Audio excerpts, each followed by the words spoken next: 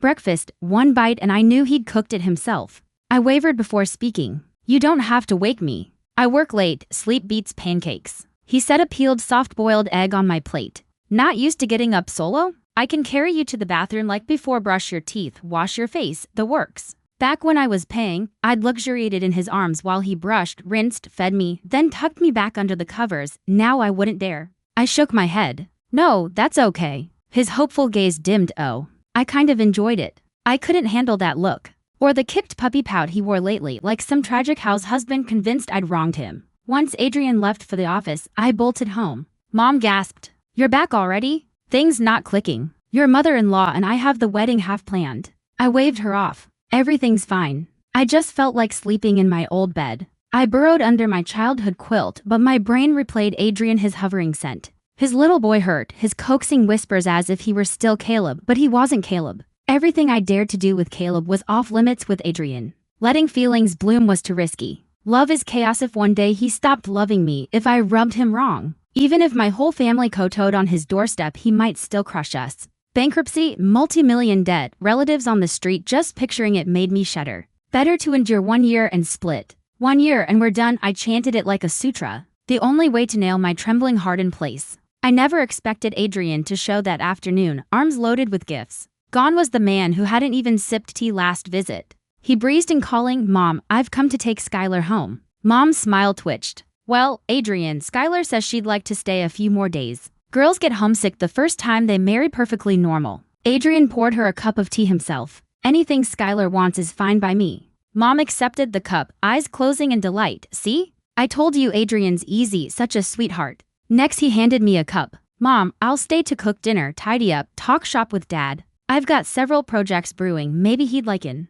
Dad, emerging from the study, beamed at the magic words. We're all family, stay as long as you like. Adrian, step into the study, let's discuss those ventures. Adrian has the Midas touch, every venture he touches turns obscene profit. Obviously Dad wanted a slice. I watched Adrian wink at me, smug grin flashing, as he followed my father down the hall, equal parts hilarious and hopeless. That night Adrian scrubbed himself spotless, then tapped on my door, hair damp but not dripping, fingers curled over the frame. Skylar, let me sleep on your floor, okay? Mom says the guest rooms aren't made up and the housekeeper's gone to bed, can't wake her. His eyes sparkled like a rain-soaked puppy's. I stepped aside. Fine. Grab a quilt from the closet and pad the floor yourself. His face exploded into a huge smile. My heart pounded wild and stupid. I'd fallen for his looks the instant we met, and after living with him I was hooked on the rogue, Rowan Riley, sometimes tender routine. Torn between terror and craving, I was losing my mind and I couldn't run. The moment I tried, he'd follow. I let out a deep sigh.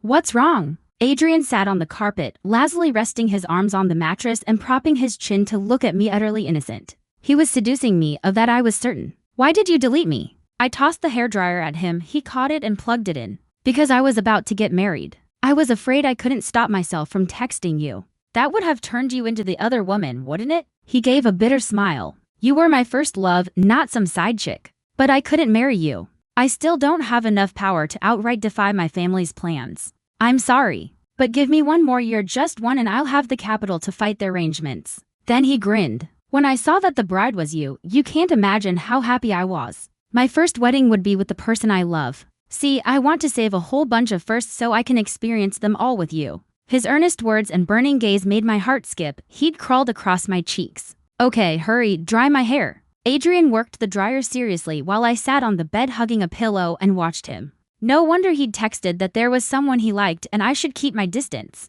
That woman was me. A smile surfaced without permission, emotion drowned reason for a moment. I couldn't help asking, Adrian, if things ever go wrong between us, would you take revenge on me and on my family without mercy? He just put the dryer away. He turned, mouth open in disbelief. Skylar, what kind of person do you think I am? He rushed over, hands on my shoulders. Did someone badmouth me to you? I didn't know how to answer. Instinctively I hid Haley. You threatened me before, said if I got close to you or had ulterior motives you'd cancel the deal and cut my dad loose. You were terrifying. I kept picturing you saying, the weather's turned cold, the Quinn family should go bankrupt. Adrian clenched his teeth and shook my shoulders. In business and in life, a tough, cold attitude saves a lot of trouble. You're scared of me because of that? He lowered his head and bit my collarbone hard. Ow, that hurts. I shoved him. He rubbed the spot. Good. Pain makes a memory. You believe rumors instead of trusting me. I pushed him away and pouted. Before you knew Skylar was Skylar, you acted like a ruthless emperor. If I dared resist, I felt you'd wipe out my whole clan.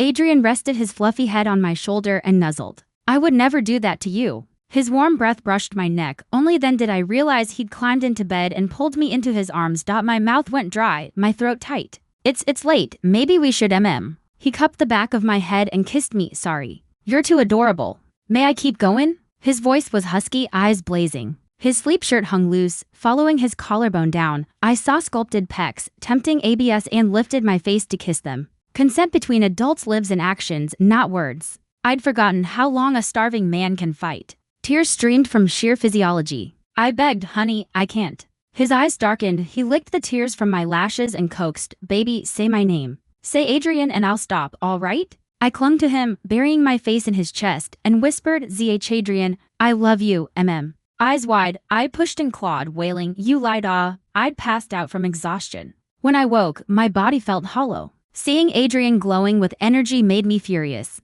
I hurled a pillow at his face. Ha, liar, stay away. I might smother you with this. Adrian chuckled through the pillow, then hugged me through the quilt and retrieved a thick folder from the nightstand. Everything I own. Sign and it's all yours. So stop fearing me. Yell at me, order me to do chores, sprawl on me while I brush your teeth, whatever. From now on my allowance comes from you, sugar boss. Will you keep me again?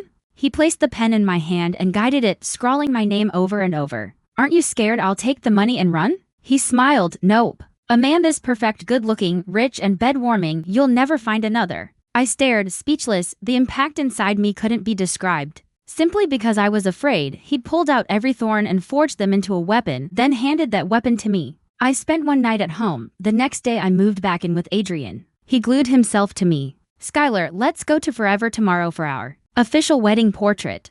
I was exhausted and mumbled, didn't we agree to just Photoshop it? Makeup, gown fittings, location swaps, too much work. I didn't want to move. Adrian forced my eyes open. Skylar, I was a virgin when I met you. I gave you everything. And you won't even give me one perfect wedding? Who photoshops wedding photos? That's just careless. I want the best, most perfect ceremony with you. Looking at his red-rimmed, watery eyes, damn, I'd give him the world, let alone a wedding. All right. Shoot it, the best one. With Adrian's seductive powers, I'm ruined for life. Watching his stormy face clear in an instant, I felt lighter. I slid my arms around him. Enough, let's sleep. On our wedding day, Adrian was basically a modern incubus. The black tux hugged broad shoulders, long legs, a narrow waist, 9 head-body proportions. I couldn't help running my hands over his waist and chest. Perfect ratio, I have to draw you into my graphic novel. Adrian tucked a stray lock of hair behind my ear. Take a good look at yourself too. He drew me to the mirror. I laughed at our reflection. Wow, we're stunning, born to match. He stood beside me, smiling softly, starlight brimming in his eyes.